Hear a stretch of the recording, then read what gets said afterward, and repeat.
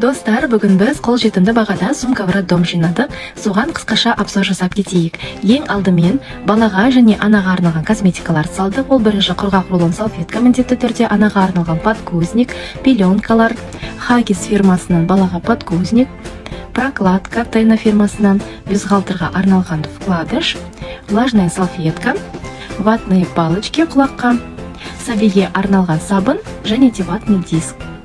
Екі жұқа және екі қалың пеленка, нәрестеге арналған осындай слипик және де екі комплект. Ішінде распашонкасы, чепчигі және ползунки бар. Сапасы өте жоғары және қолжетімді бағада.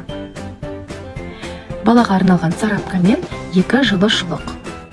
Анаға арналған сорочка, емізуге ыңғайлы бюстгальтер, сапасы өте жақсы және резиновые тапочки. Сумканың жалпы сомасы 37 000 теңгеге шықты.